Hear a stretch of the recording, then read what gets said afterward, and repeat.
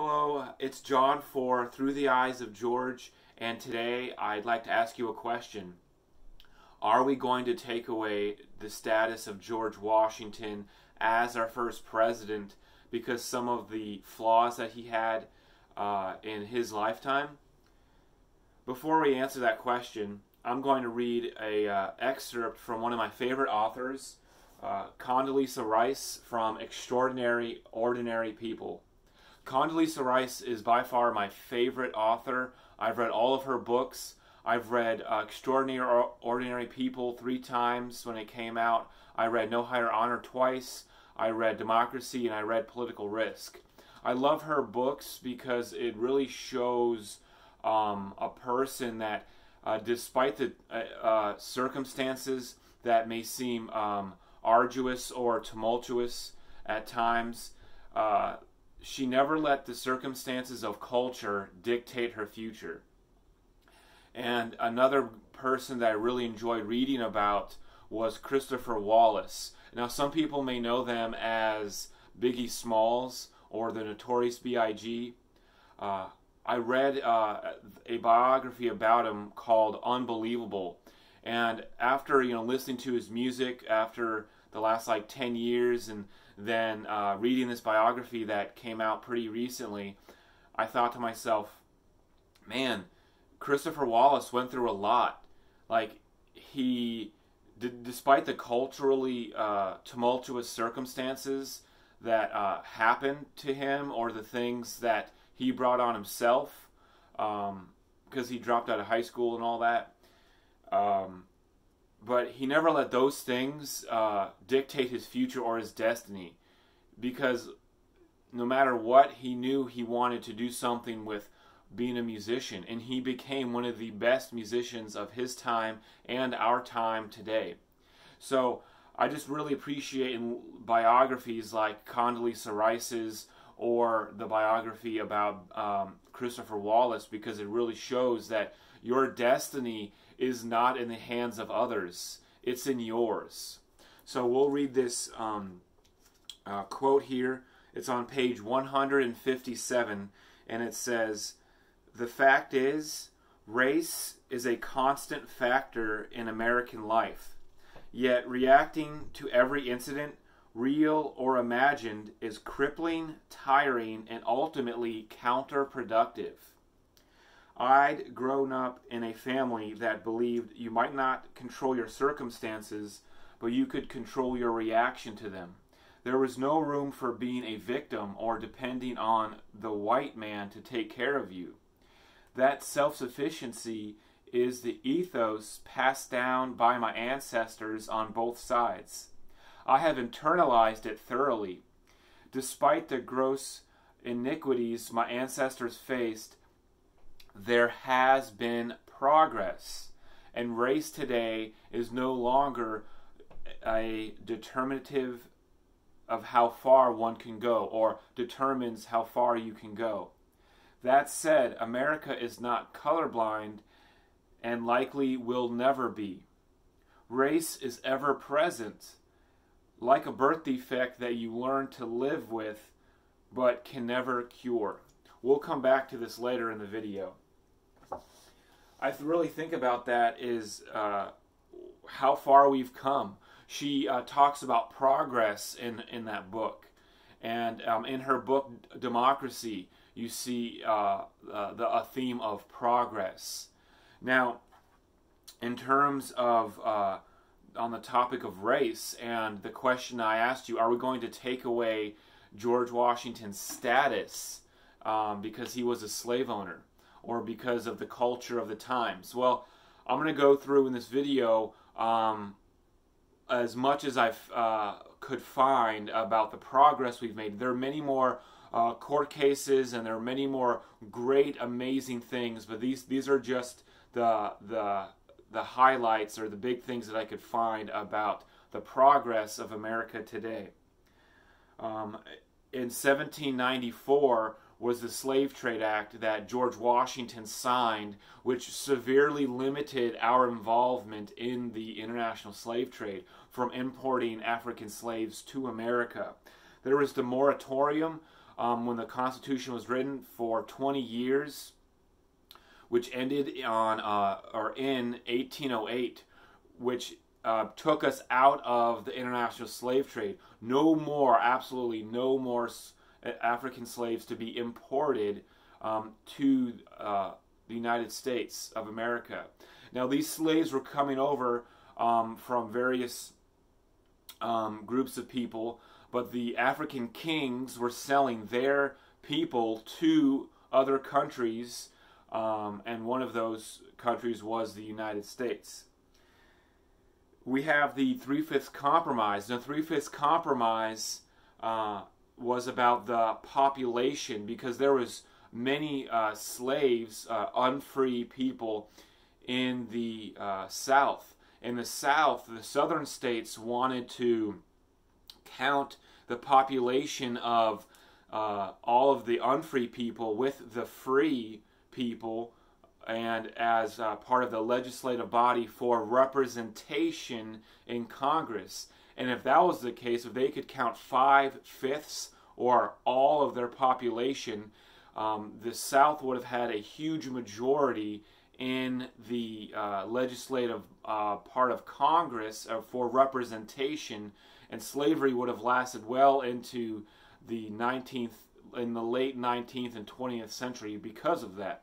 And that compromise on that population was the Three-Fifths Compromise. There was the deleted passage of the Declaration of Independence that was about the abhorrence or the distasteful nature of slavery. The states of South Carolina and Georgia did not want that in the Declaration of Independence because slavery was such a huge part of their economy, and they didn't want to get rid of that in Georgia and South Carolina just yet. And so then also many people, free people, fought, African Americans, Black Americans fought in the Revolutionary War and in the Civil War. And about 1/5 of the people fighting at the Battle of Yorktown, I believe, was of an African American population. So I think that's pretty cool. And then George Washington freed his slaves at the time of his will, according to Virginia law. And he talked about in his will how he wanted education, and he wanted for the slaves that wanted to go, whether it's a trade or anything else, and or pensions for the elderly people who were going to retire that were slaves. And some of the slaves he couldn't do anything with because they were from Martha Washington's previous estate from her previous husband, Daniel Custis. And that was the law of the time. And there was a growing dissent and distastefulness for slavery, even in George Washington's time. Remember that that slavery came from, slavery came from the Dutch and the British around 1617, 1618, something like that, from the African kings, their people being sold to other countries. And so this meant that the topic of slavery was here in America well before the founders were here, 3 to 4 generations before. So it was a huge part of culture. And so how do the founders get rid of this? So the founders and America and this progress that I'm talking about thus far got rid of slavery in less than 500 years. About 400, but less than 500 years. Many countries had it for thousands of years. Now, and I would say that less than 500 years is definitely different and better, as grotesque and distasteful as that part of culture was. It was a lot smaller time that it was in America than it was in other countries. And one thing I also think about when people talk about this and want to talk about reparations or anything with that time period and bringing that into today, because reparations is talking about the past and bringing it into today. What about the human trafficking and the sex trafficking of today? That is human slavery. That's what it is. But what about paying and helping those families who've lost their loved ones? And if people say, oh, well, that's totally different. I don't know what to say to that, but what I know is that slavery is slavery. If you're forced into a situation where you're forced to have sex with somebody because you were kidnapped or however that happened, that is slavery. No matter how you want to talk about it, that's what it is. And America should be doing more. They are doing a lot, but if people want to talk about slavery of George Washington's time, they should also be talking about doing more today for that.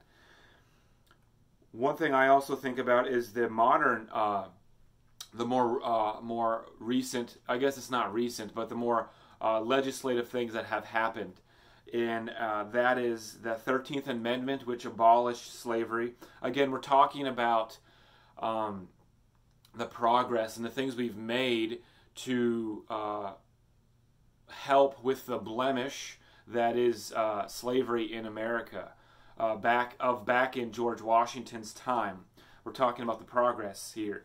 So we have the 13th Amendment, which abolished slavery. We have the 14th Amendment, which gave the children that were born of slaves citizenship here, and it had nothing to do with immigration of today. The thought of when that law was written, or that amendment was written, they weren't thinking about immigration of today. Excuse me. The 15th Amendment gave the right to vote to black Americans. The 19th Amendment gave the right to vote to women. JFK signed an Executive Order 10925 for affirmative action. We have the Civil Rights Act of 1964, which ended segregation. We have the Civil Rights Act of 1965, which solidified even more black Americans the right to vote. We have the Civil Rights Act of 1968, which prohibited discrimination in the sale, financing, and rental of housing. So black Americans could rent houses and finance houses without discrimination. Many scholarships are available to black Americans and to Indian Americans. And one thing that, in terms of education, and I think George Washington would absolutely love that because of what he wanted and did do in his will. And George Washington's view of slavery changed predominantly and all throughout his life, but a big part of it changed during the American Revolutionary War. And one thing I think about, I'm going to read a quote from Mary V. Thompson from The Only Unavoidable Subject of Regret. And this is about George Washington and everything about the slavery and the enslaved community at Mount Vernon and slavery in George Washington's time. And this is a fantastic George Washington biography. I highly suggest you read it. But we're going to read something here. It's on page 329, and it says, "It is a difficult and painful story, but it is also a story of progress and change for the better. All of the things that I did, and I did all the things that I talked about, the story of progress and change for the better. In the case of George Washington, he changed into someone who saw that slavery was wrong, that freedom was a right of every human, regardless of race." I really love this book when it comes to the history and the culture of the colonial time in which George Washington lived, and it really gives insight onto how George Washington thought about those things in his time. Another great book is here, The Indian World of George Washington by Colin Calloway. This book here, we'll read a excerpt on page 492, and it says, "The nation-to-nations relationship between the federal government and the Indian tribes today in some ways resembles in which Washington, in many of his writings and some of his policies, aspired to establish. But assaults on the rights and resources of native peoples continue. It remains to be seen if the relationship can ever measure up to Lewis Cook's vision of a chain of friendship too strong to ever be broke and polished and bright and so pure as to never rust." You know, I think of all the things I've talked about, and is that, are we going to take away, like question I asked you before, are we going to take away George Washington's status as president? And I'm talking about this in terms of, because he was a slave owner. When people wanted to take away things of the past, they surely forget about the lessons that we've learned from the past. Now, I don't know how any of you feel about this, but our current president, Donald Trump, talked about this very issue, critical issue, and was criticized for waiting a couple days after the Charlottesville riot, which was very bad. Somebody passed away because people were there to protest the taking down of a Robert E. Lee statue. And then people were also there to protest that protest. So I'm going to put all my sources for this topic in the description below. I'll put the very first thing in the description besides the books that I've read from. But on August 15th, 2017, Donald Trump says about George Washington, George Washington was a slave owner. Was George Washington a slave owner? Asking a question. So will George Washington lose his status? Are we going to take down, are we going to take down statues to George Washington? He's asking a question. And some people who are historians, or some people looking at this who are not, will say, well, why would you bring that up? Well, it is very important to bring that up because of all of the progress we've made to move away from slavery, all the progress that Mary V. Thompson talked about, her book in about George Washington, that progress, that story for the better, all the things that I went over, the progress that Condoleezza Rice is talking about. We can always do better now in the future. We don't know what the future holds. We can always change and do better for the future. But right now, are we going to take away the statues of George Washington for the lessons in what he did to know that, oh, yes, you can change your mind for the better. You can, you know that your destiny isn't beholden to the southern states. It is up to you.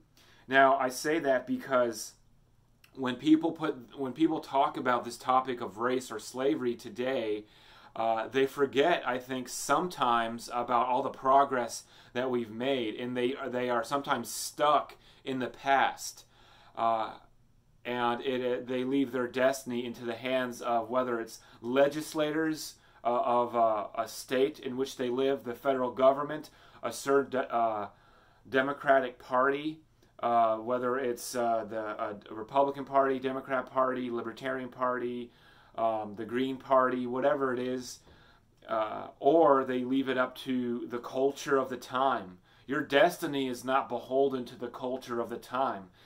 It is yours and yours alone to set the course for your destiny. But those of us who know better, who know history, and who can help and educate people about the progress that we've made, it is up to us to show and help people that we don't have to talk about slavery and race all the time. As Condoleezza Rice said, I'll read this again to close, is that race is not a determinative factor of how far one can go. And I really think that's very telling of today, because of all the progress that we've made. So page 157 again, one more time.